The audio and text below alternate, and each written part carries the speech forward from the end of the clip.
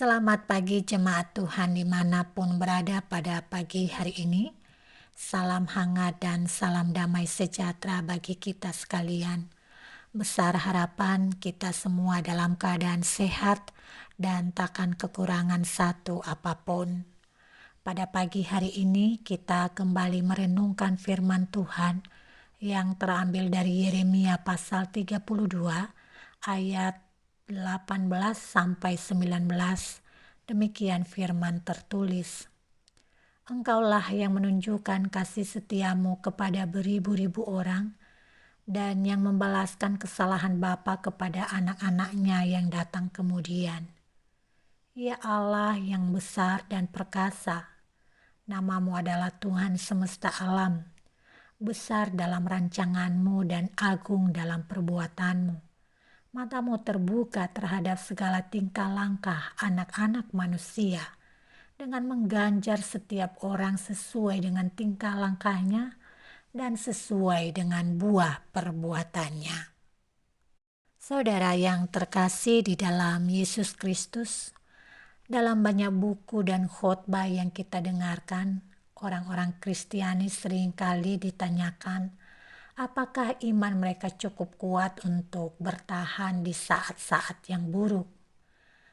Pertanyaan-pertanyaan itu seolah mempertegas bahwa keadaan buruk dan sulit sajalah yang membuat iman seseorang menjadi lemah.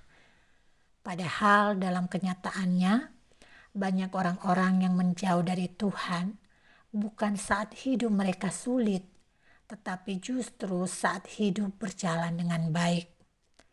Saat itulah Allah tampaknya tidak diperlukan lagi.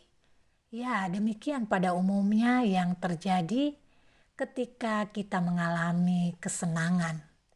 Saat-saat senang kita merasa diri hebat, lalu kita menaruh harapan lebih banyak pada diri sendiri, pada kekuatan uang, pada kekuatan kuasa dan popularitas yang mampu memberikan berbagai-bagai kesenangan. Kita lupa bahwa semua yang diizinkan kita terima itu, diizinkan hadir dalam hidup itu sumbernya dari Allah. Saudara yang terkasih dalam Yesus Kristus, rupanya ini yang terjadi dengan bangsa Israel.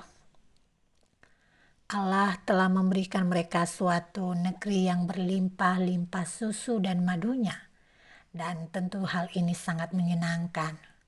Tetapi mereka berpaling dari Allah, sehingga Allah melimpahkan kepada mereka segala malapetaka yang kemudian Nabi Yeremia sebut sebagai ganjaran.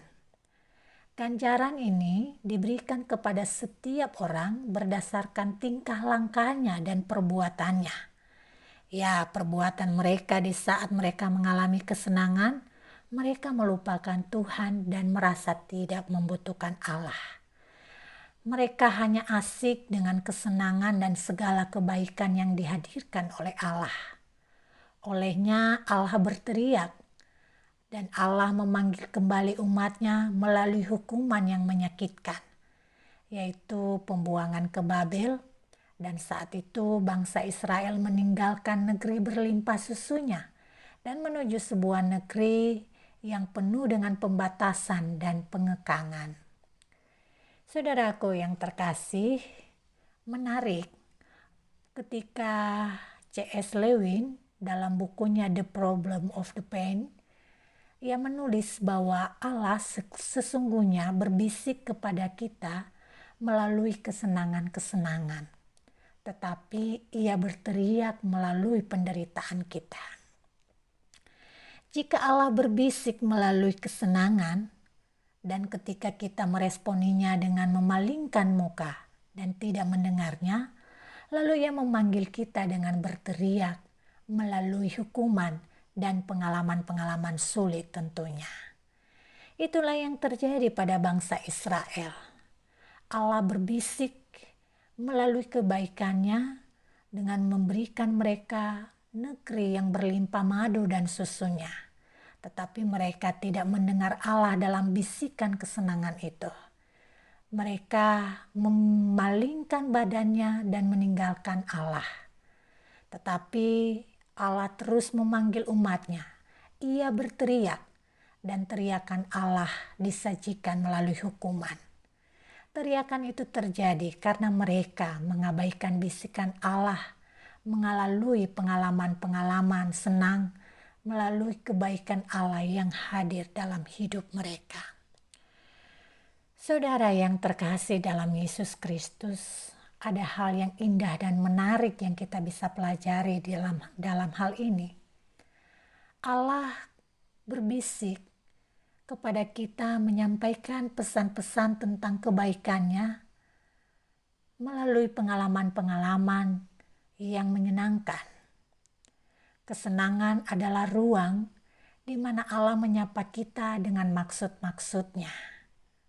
Dengan demikian, jika kita dalam keadaan senang, harusnya bukanlah waktunya untuk melupakan Allah.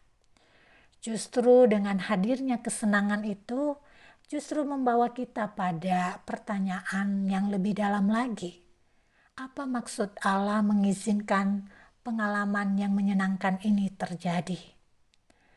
Jika Allah memberikan kita kuasa, jabatan, kekayaan, kemolekan tubuh, dan materi yang berlimpah, harusnya itu mengantar kita pada pertanyaan, apa maksud Allah sehingga hal ini terjadi padaku?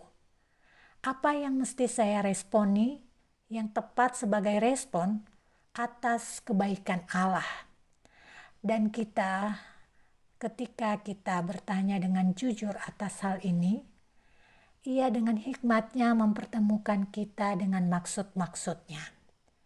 Ia pasti mengizinkan kita mengalami kesenangan bukan dalam rangka kita menjauh daripadanya. Tentulah maksudnya agar kita terus mengenali Dia, sifatnya, dan terus taat kepadanya sambil menyaksikan kebaikannya itu bagi dunia yang kita huni saat ini. Tuhan memberkati kita semua. Amin. Mari kita berdoa. Bapa yang baik, kami bersyukur bahwa Tuhan menghadirkan berbagai pengalaman dalam hidup kami, baik itu hal yang menyenangkan maupun juga Tuhan mengizinkan hal yang tidak menyenangkan. Semuanya itu Allah hadir dan menyapa kami, baik melalui pengalaman senang dan tidak senang, sehingga kami melihat maksud-maksud Allah dan mendalami serta memahami apa yang Engkau kehendaki semestinya. Bapa, tuntunlah kami jika saat ini kami berada dalam situasi-situasi yang kurang baik, sehingga kami tetap kembali kepada Tuhan untuk memahami apa maksud-Mu dalam hidup kami. Dan jika kami berada dalam situasi yang menyenangkan, ajar kami untuk terus menaati Engkau dalam tiap langkah kami. Terima kasih Bapa, kami mengucap syukur untuk pagi hari yang indah ini. Kiranya Engkau yang berkenan memberkati kami dengan segala aktivitas kami di sepanjang hari ini. Dalam nama Yesus Kristus kami memohon dengan sungguh. Amin.